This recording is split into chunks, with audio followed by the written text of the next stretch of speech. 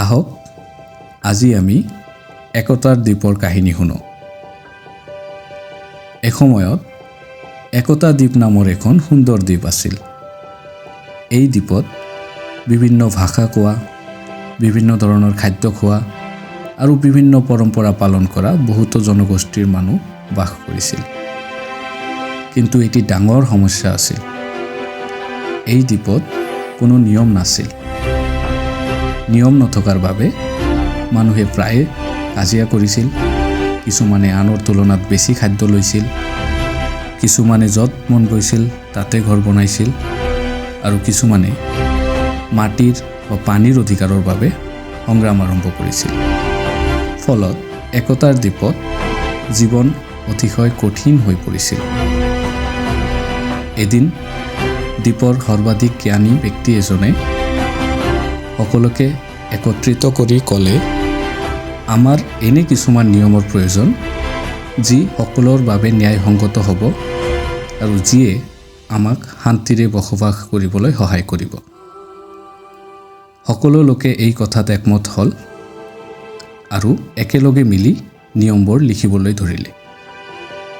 তেওঁলোকে ইয়াক একতাৰ মহান গ্ৰন্থ বুলি নাম দিলে। একতাৰ এই মহান গ্ৰন্থ যিটো আছিল, সেইটোৱেই হ'ল এই একতাৰ দ্বীপৰ সংবিধান। একতাৰ মহান গ্ৰন্থত কিছুমান গুৰুত্বপূৰ্ণ নিয়ম আছিল।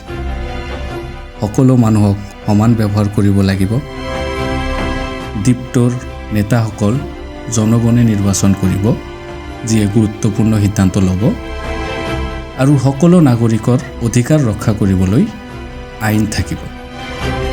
যেতিয়া একতাৰ দ্বীপৰ মানুহে তেওঁলোকৰ এই নিয়মৰ গ্ৰন্থখন মানি চলিবলৈ আৰম্ভ কৰিলে, জীৱন শান্তিপূৰ্ণ আৰু ন্যায়সংগত হ'ল। সকলো মানুহ নিজকে সুৰক্ষিত অনুভৱ কৰিলে আৰু দ্বীপটো আকৌ সুখী স্থানত পৰিণত হ'ল।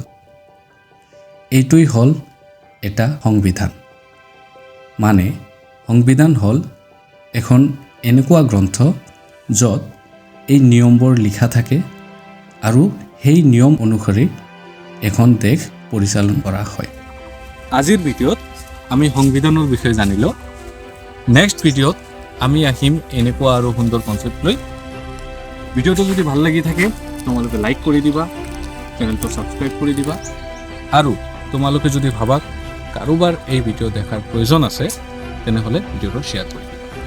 ধন্যবাদ।